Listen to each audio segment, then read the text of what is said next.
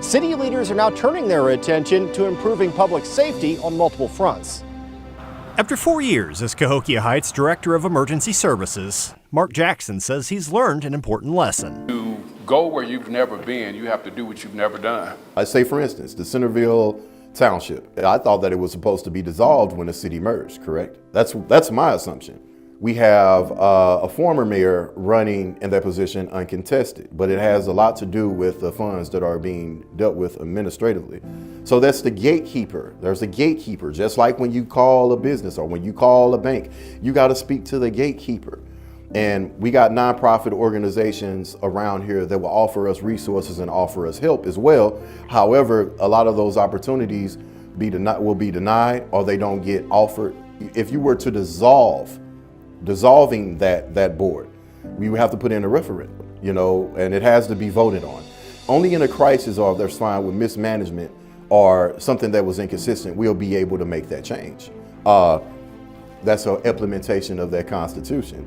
What would that look like? Maybe 1.5 million. I'm just putting numbers out there.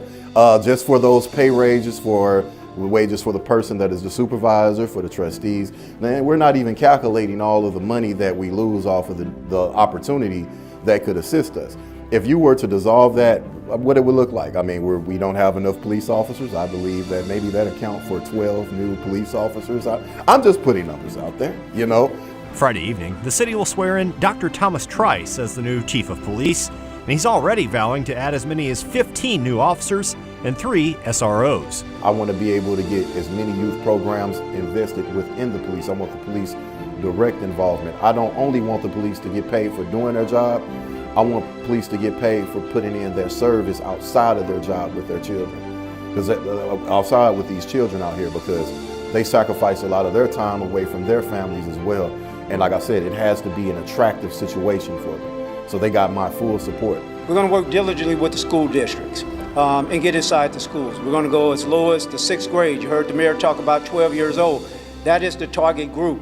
And start interacting with them through programming, engaging parents, the church, families. I want to make safety one of our top priorities. I don't want it to be a situation where it's over policing or we get a whole bunch of police out here and we roll the street. No, that agitates the situation, and it also causes a lot of distrust. We have to be able to sit down with each other. We need committees. We need people that'll be able to sit down and look, this is what's going on in our neighborhood. Our people don't have representation. They're being silenced to represent themselves.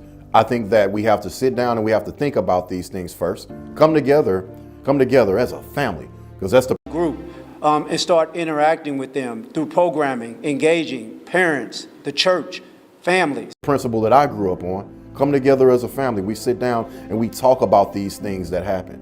We talk about what's going on in your neighborhood. We talk about the squatters on your block. We talk about the kids just circling inside of your cars just waiting for the right moment to get inside of there to be able to identify these people and get the corrective action. I don't want to slam the book on them, because our people out here are a very important resource. And if we don't treat them like a resource, they're not ever going to become a resource. If we just lock them up, throw away the key, we're going to have issues. So I want to be able to find ways to add positive reinforcement.